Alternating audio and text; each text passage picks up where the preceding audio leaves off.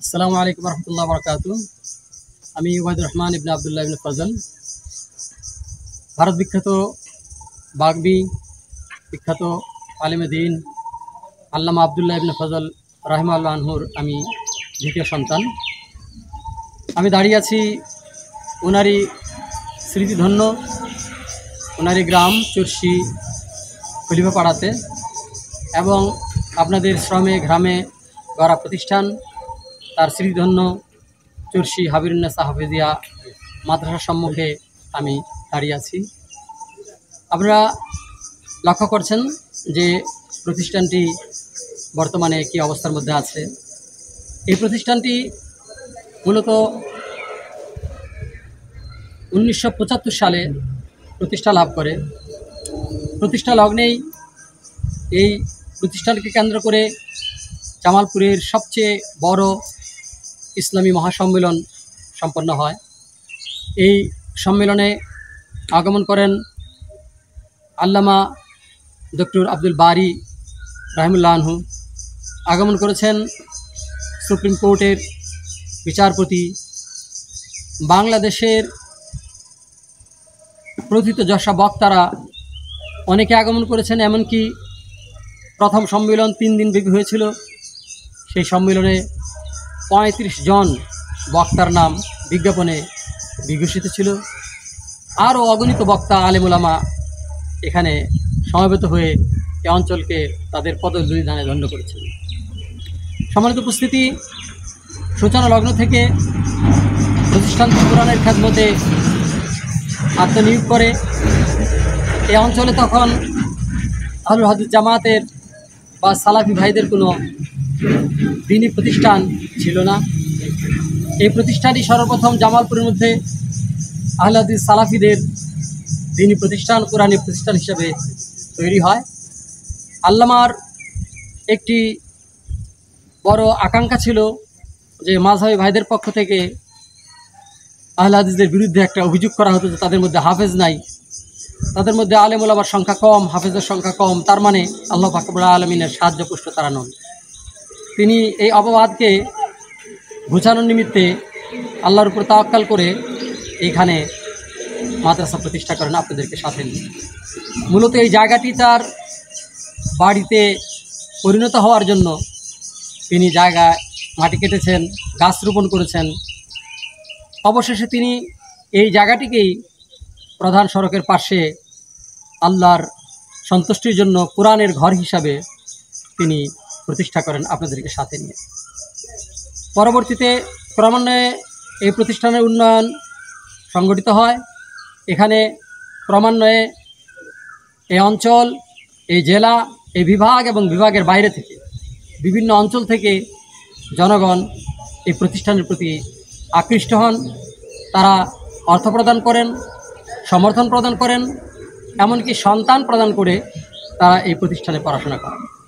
শুধুমাত্র যে ছেলে সন্তানরা সেই এত যুগ আগে এখানে এসে পড়াশোনা করেছে তা নয়, মেয়েরা পর্যন্ত এই এলাকার দূর দূরান্ত অঞ্চল তো বটেই, অন্য বিভাগ থেকে এসে এখানে পড়াশোনা করছে। যেমন নরসিংদী জেলার পুরিন্দা এলাকা থেকে মেয়েরা এসে এখানে পড়াশোনা করে। অর্থাৎ আপনাদের শ্রমে ঘামে গড়ে তোলা এই প্রতিষ্ঠান যেমনভাবে দেশব্যাপী আর সুনাম ছড়িয়েছিল, তেমনিভাবে দেশব্যাপী আর খেদমত আঞ্জাম দিয়েছিল। আলহামদুলিল্লাহ, উত্তরোত্তর এই প্রতিষ্ঠানের উন্নয়ন এত দূর অগ্রসর হয় যে এখান থেকে শত শত ছেলে মেয়ে কোরআনের হাফেজ হয়ে সারা দেশে বিভিন্ন জায়গাতে তারা কোরআনের খেদমত আঞ্জাম দিয়েছে। আমরা লক্ষ্য করি পাবনার বিখ্যাত বাঁশবাজার, যেখানে আল্লামা আবদুল্লাহ আল কাফি আল কুরাইশি রাহিমাহুল্লাহর কেন্দ্র ছিল, সেইখানকার শিক্ষক এবং মুহতামিম হাফেজ খলিলুর রহমান রাহিমাহুল্লাহ তিনি এই মাদ্রাসার ছাত্র ছিলেন। তেমনিভাবে আমরা যদি আরও বিভিন্ন অঞ্চল লক্ষ্য করি, আরও বহু ছাত্র নাম বর্তমানে জানা অজানা এখান থেকে তারা শিক্ষা লাভ করে দেশের বিভিন্ন অঞ্চলে তারা কোরআনী প্রতিষ্ঠান গড়ে তুলেছে। আলহামদুলিল্লাহ, এইভাবে আপনারা সম্পৃক্ত হয়ে সহযোগিতা দিয়ে, অর্থ দিয়ে যে প্রতিষ্ঠান গড়েছেন তা আল্লাহর ইচ্ছায় হঠাৎ করে বিপাকের মুখে পড়ে। প্রতিষ্ঠানটি 2005 সালে একটি দুর্যোগে পতিত হয় এবং 2024 সাল পর্যন্ত এই দুর্যোগ অবস্থার মধ্যে সময় অতিক্রম করে। আপনারা লক্ষ্য করছেন ইতিমধ্যে প্রতিষ্ঠানের দরজা নেই, জানালা নেই। আপনারা আরও দেখতে পাবেন যে ভিতরের চাল ঠিক নেই, তার কাঠ নষ্ট হয়ে গিয়েছে। তাকে এমন অবস্থায় বর্তমানে রাখা হয়েছে যে এইখানে শিক্ষাদান পাঠদান করার আর কোনো সুযোগ বর্তমানে নেই। যখনই বর্ষা হবে, যখনই বৃষ্টি হবে, অজস্র ধারায় পানি এর মধ্যে প্রবেশ করবে। এই অবস্থানে প্রতিষ্ঠানটি আল্লাহর উপরে তাওয়াক্কাল করে আবার 2005 সালের জানুয়ারি থেকে এখানে কোরআনের আলো প্রজ্বলিত করার জন্য এলাকাবাসীর সার্বিক সহযোগিতা সমর্থন নিয়ে আবার প্রতিষ্ঠানটির কোরআন শিক্ষার কার্যক্রম চালু করে। এই সাথে এইখানে চতুর্থ শ্রেণী পর্যন্ত বর্তমানে বাংলা, ইংরেজি, গণিত সহ বিভিন্ন সাধারণ শিক্ষার কার্যক্রম চালু করা হয়েছে। নিয়মিত পাঠদান চলছে, কিন্তু পাঠদানের জন্য যে উপযুক্ত পরিবেশ প্রয়োজন তা আমরা দিতে পারিনি। ইতিমধ্যে শীতকাল অতিক্রম হয়েছে। শীতকালের কারণে আমরা এই শুষ্ক মৌসুমের সুবিধা নিয়ে কখনো মুক্ত আকাশের নিচে, কখনো মসজিদের অভ্যন্তরে, কখনো এই ঘরের কিয়দ অংশে আমরা ছাত্রছাত্রীদেরকে নিয়ে পড়াশোনা করার জন্য চেষ্টা করছি। যখন আমরা ঘরে পড়াশোনা করতে গিয়েছি, সেখানে যেমন বর্ষা বাদলের সমস্যা, তেমনি উপরে থেকে ভঙ্গুর কাঠ, ভঙ্গুর বাঁশ, সেগুলো পড়ে পড়ে বাচ্চাদের জন্য হুমকি তৈরি করেছে, ঝুঁকি তৈরি করেছে। এরকম ঝুঁকি অবস্থার মধ্যে পাঠদান করা সম্ভব নয়। তাই আমরা এই ঘরকে সংস্কার করে নিয়ে পাঠদান কার্যক্রম নিরবিচ্ছিন্ন করার জন্য, নিরাপদ করার জন্য এবং সেটা বাচ্চাদের আনন্দমুখর করার জন্য আমরা উদ্যোগ গ্রহণ করেছি। এই উদ্যোগে আমরা লক্ষ্য করেছি এইখানে এর চাল মেরামত, এর দরজা, এর জানালা, এর বারান্দা, প্লাস্টার, ফ্লোর ইত্যাদি মিলিয়ে এখানে প্রচুর পরিমাণ অর্থের প্রয়োজন, যা কেবল সংস্কার কাজেই 10 থেকে 12 লক্ষ টাকা প্রয়োজন হবে বলে যারা মিস্ত্রি রয়েছেন তারা আমাদেরকে একটা ধারণা দিয়েছেন। তাহলে এই বিশাল অঙ্কের অর্থ এখানে যোগান দান করা এই অঞ্চলের জনগণের প্রতি তাদের পক্ষে এটা সম্ভব নয়। কারণ এটা কোনো শিল্প অঞ্চল নয়, এটা কোনো বাণিজ্যিক অঞ্চল নয়, এটা সম্পূর্ণ নিবিড় কৃষি অঞ্চল। যে অঞ্চলের লোকদের অধিকাংশই দারিদ্র্য সীমার নিচে বসবাস করে, তাদের এতটুকু সামর্থ্য নেই যে এখান থেকে তাদের অর্থের মাধ্যমে প্রতিষ্ঠানের সার্বিক কাজ সম্পাদন করবে। তাই তারা যে সাহসের সাথে উদ্যোগ নিয়ে এই প্রতিষ্ঠান চালু করার কাজে এগিয়ে এসেছে, এই জন্য তারা ধন্যবাদার্হ এবং তারা অত্যন্ত কৃতজ্ঞতা পাওয়ার যোগ্য।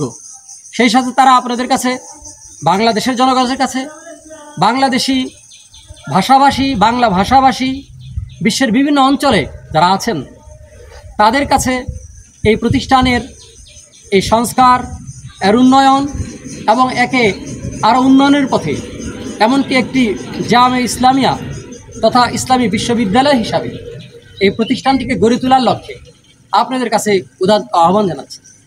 আপনারা যারা বাংলাদেশি, যারা বাংলা ভাষী, যারা বাংলা ভাষাভাষী বিশ্বের বিভিন্ন অঞ্চলে ছড়িয়ে আছেন, তারা যেমন নিজেরা এগিয়ে আসবেন, অঞ্চলবাসীর আহ্বান, তারা তাদের কলিগ, বন্ধুবর্গ, তারা তাদের পার্টনার, তাদের বিভিন্ন হিতাকাঙ্ক্ষীজন, অন্য ভাষাভাষী, অন্য মহাদেশীয়, অন্য রাষ্ট্রীয় যারা আছেন তাদেরকেও এই কল্যাণ কাজে সামিল করবেন। আপনাদের ভাষাগত সুবিধা, আপনাদের সাংস্কৃতিগত সুবিধা, আপনাদের বিভিন্ন দেশে অবস্থানগত সুবিধা, আমাদের এই দেশের এই অবহেলিত এই প্রতিষ্ঠান যা একসময় আপনাদেরই অথবা আপনাদের পূর্বপুরুষদের শ্রমে ঘামে গড়ে তোলা হয়েছে, সেই প্রতিষ্ঠানটিকে বর্তমান সংস্কার কাজ, ভবিষ্যৎ তার পরিচালন কাজ, এমনকি অদূর ভবিষ্যতেই তার সর্বোচ্চ শিক্ষা পীঠ, বিদ্যাপীঠ হিসাবে গড়ে তোলার কাজে বিশেষ ভূমিকা রাখবে বলে আমরা আশাবাদী।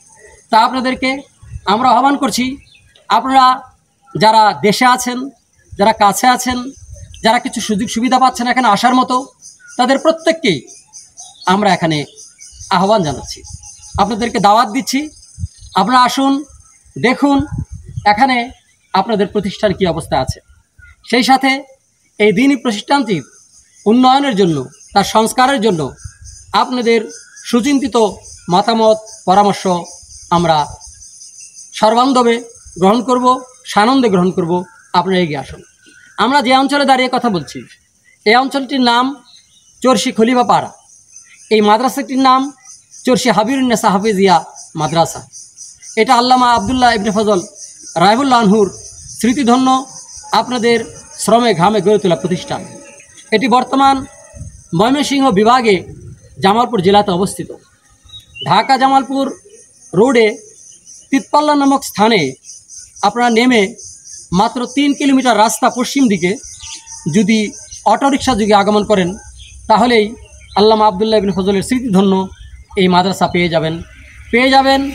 আপনাদের হৃদয়ের মণিকোঠায় জায়গা করে নেওয়া, আপনাদের পূর্বপুরুষদের মণিকোঠায় জায়গা করে নেওয়া আল্লামা আবদুল্লাহ ইবনে ফজলের সেই স্মৃতিময় কবর পেয়ে যাবেন। এখানে আরও স্মৃতির অনেক বিষয়, যেখানে লক্ষ্য করবেন বিভিন্ন অঞ্চল থেকে বিভিন্ন মানুষ এখানে সহযোগিতা দিয়েছে, অংশগ্রহণ করেছে, তাদের অবদান রেখেছে। আমি একটু পরেই আপনাদেরকে দেখাবো যে এইখানে সেই সুদূর রাজশাহী চাঁপাইনবাবগঞ্জ থেকে একজন নারী এইখানে তার অর্থ দিয়ে এই অঞ্চলের জন্য এবং এই মাদ্রাসার জন্য, এখানের কোরআনের পাখিদের জন্য তারা এখানে একটি কূপ খনন করে দিয়েছে। যেই কূপের আপনাদের যে কূপের যে সিল, যেখানে তার চিহ্ন লেখা আছে, কত সালে প্রতিষ্ঠিত সেটা দেখতে পাবেন যে 1978 সালে এই কূপটি প্রতিষ্ঠিত হয়েছে। তেমনিভাবে যেমন সুদূর চাঁপাইনবাবগঞ্জ উত্তর পশ্চিম সীমান্ত, তেমনিভাবে আমরা যদি রংপুর বিভাগে আসি, সেখানে আমরা লক্ষ্য করব বগুড়ার জনগণ তারা কত ব্যাপকভাবে, বোহাইলের জনগণ কত ব্যাপকভাবে তারা এই প্রতিষ্ঠানে অংশগ্রহণ করেছেন। সেখানকার জরিনা নামে এক আল্লাহর বান্দি, দ্বীনের ভক্ত, কোরআনের খাদেম এখানে তার সপরিবারে এসেছেন। এখানে কোরআন মাজিদ দিয়েছেন, রেহাল দিয়েছেন, খাদ্য দিয়েছেন এই প্রতিষ্ঠানের ছেলে মেয়েদের পড়াশোনার জন্য। হেন কোনো খেদমত থেকে তিনি পিছিয়ে যাননি, অথচ তিনি এই অঞ্চলের লোক নন। তেমনিভাবে আমরা যদি স্মরণ করতে যাই, তাহলে কম বেশি বাংলাদেশের প্রায় প্রত্যেক অঞ্চলের, বিশেষ করে আহলে হাদিস অঞ্চলগুলো থেকে এই প্রতিষ্ঠানের জন্য সবাই উদ্গ্রীব ছিলেন। আল্লামার সাথে যে তাদের বন্ধন ছিল, এটা ছিল দ্বীনি মোহাব্বতের বন্ধন, যা জান্নাতে যাওয়ার ওসিলা। এটাকে জান্নাতে যাওয়ার ওসিলা মনে করেই আহলে হাদিস ভাই, এমনকি হানাফি ভাইরা তারা এগিয়ে আসতেন, এগিয়ে এসেছেন। এখানে আবু তাহের নাসিরাবাদী নামে বাংলাদেশের বিখ্যাত বক্তা, তিনি হানাফি জামাতের, কিন্তু তিনি এখানে এসেছেন, প্রতিষ্ঠানের কাজ করেছেন, ওয়াজ করেছেন। তেমনিভাবে প্রত্যেক অঞ্চলের প্রত্যেক শ্রেণী পেশার লোক তারা একসময় এই প্রতিষ্ঠানের জন্য কাজ করেছেন। কালের গর্ভে অনেক কিছু হারিয়ে যায়, কিন্তু হারানোর মুখ থেকে আবার ফিরে আসে অনেক কিছুই। আল্লাহ পাক রব্বুল শেষ মেহেরবানিতে ফিরে এসেছে আবার সেই চরশি হাবিবুন্নেসা হাফিজিয়া মাদ্রাসা। এখানে আমরা যেমন আমাদের প্রবীণরা তাদের সহযোগিতা, তাদের প্রেরণা আমরা পেয়েছি, তার সেই সাথে আমাদের যুবশক্তিকে তারাও দাঁড়িয়েছে এই প্রতিষ্ঠানের জন্য, এবং তারাও আহ্বান করছে, কামনা করছে আপনাদের এখানে আগমন, আপনাদের এখানে সরাসরি অংশগ্রহণ, আপনাদের পরামর্শ, প্রয়োজনীয় সহযোগিতা। তাই আপনাদেরকে আমি আহ্বান করব, আপনারা আসুন, এই প্রতিষ্ঠান দেখুন, প্রতিষ্ঠানের সহযোগিতা করুন। এই প্রতিষ্ঠানে আমরা ইতিমধ্যেই লিফলেট ছেড়েছি অফলাইনে এবং অনলাইনে। আপনারা সেখান থেকে প্রতিষ্ঠানের বিষয় সম্যক অবগত হওয়ার অনেকে সুযোগ পেয়েছেন। ওই লিফলেটের মধ্যে আমরা একটি নাম্বার ব্যবহার করেছি, যেটা বর্তমানে আমরা একটা বিকাশ অ্যাকাউন্ট নাম্বার হিসাবে আপনাদের কাছে পাঠিয়েছি। আমরা ডিসক্রিপশন বক্সে আমরা সেই নাম্বারটি আপনাদেরকে দিব, ব্যানার লাইনেও দেওয়ার জন্য আমরা চেষ্টা করব, সেখান থেকে নাম্বারটি আপনারা পেয়ে যাবেন। আমি মুখে আপনাদের কাছে নাম্বারটি দিচ্ছি, সেটা হলো 01721859716। আমি আবার বলছি 01721859716। আপনারা বিশ্বের যে কোনো প্রান্ত থেকে বিকাশে এই প্রতিষ্ঠানের জন্য এই নাম্বারে টাকা পাঠাতে পারবেন। আর আপনারা এখানে যদি কোনো ঠিকানাতে ব্যবহার করে চিঠি পাঠাতে চান, তাহলে এখানে আমাদের গ্রামের নাম চরশি খলিফাপাড়া, পোস্ট অফিস কামাল খান হাট, থানা ও জেলা জামালপুর। আমি আপনাদের সম্মুখে আল্লামা আবদুল্লাহ ইবনে ফজল রহমান আনহুর জীবনী সম্পর্কে ইতিপূর্বে আলোচনা করেছি 6 পর্বে। আরও পর্ব আমি আপনাদেরকে প্রদান করব ইনশাআল্লাহ। আপনারা তার জীবনী দেখবেন এবং তার বক্তৃতা দেখবেন, যারা নবীন, তার টুন, তার সুর এবং স্বর সম্পর্কে অপরিচিত, তাদেরকে আহ্বান করব বিশেষভাবে পরিচিত হওয়ার জন্য। তার মতো কিংবদন্তি বক্তা বাংলার ইতিহাসে আর পাওয়া যায় না। এবং যারা প্রবীণ, যারা তার আলোচনা শুনেছেন, তারা এখনও তার কথা স্মরণ করেন এবং এখনও মাহফিলগুলোতে গেলে বক্তারা পর্যন্ত আল্লামা আবদুল্লাহ ইবনে ফজলুর রহমানের কথা স্মরণ করে কাঁদেন। যেমন কাঁদেন ডক্টর আসাদুল্লাহ আল গালিব হাফিজাহুল্লাহ, যেমন কাঁদেন আমাদের আব্দুর রাজ্জাক বিন ইউসুফ হাফিজাহুল্লাহ। এমনিভাবে বাংলাদেশের প্রতিষ্ঠাতা বক্তারা বর্তমানে তার কথা অনবরতই স্মরণ করেন। তাই তার ওয়াজ আপনারা যদি দেখতে চান, তার জীবনী সম্পর্কে যদি জানতে চান, তাহলে আপনারা ভিজিট করুন আল্লামা আবদুল্লাহ ইবনে ফজল রাহিমাহুল্লাহ আনহু ওয়াজ। আল্লামা আবদুল্লাহ ইবনে ফজল রাহিমাহুল্লাহ আনহু এই সার্চ দিলে ওয়াজ লিখলে আপনারা পেয়ে যাবেন। আপনারা যেমন পেয়ে যাবেন ইউটিউবে, তেমনিভাবে আপনারা সেটা ফেসবুকের মধ্যেও পাবেন। এবং আমি এই বক্তৃতাগুলো এতটা পরিমার্জন আকারে বা এর শব্দ ব্যবস্থাপনা আরও উন্নত করে আপনাদের কাছে পেশ করতে পারিনি, যেহেতু তড়িঘড়ি করে করতে হয় এবং আমার জীবনের উপর দিয়ে একটা দীর্ঘ সময় একটা ঝড়ঝণ্ডা বয়ে গেছে, আপনি জানেন। সেই মুহূর্তে আমি এটাকে তেমন মান উন্নয়ন করতে পারিনি, আপনাদের হাতে ছেড়ে দিয়েছি।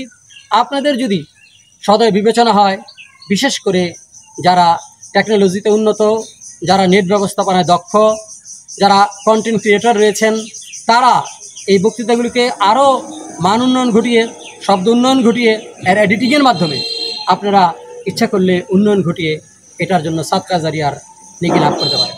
সেই সাথে নেকি লাভ করতে পারেন এই প্রতিষ্ঠানে, আপনাদের স্মৃতিধন্য প্রতিষ্ঠানে একত্রিত হয়ে এখানে কোরআনের আলোকে প্রজ্বলন করে।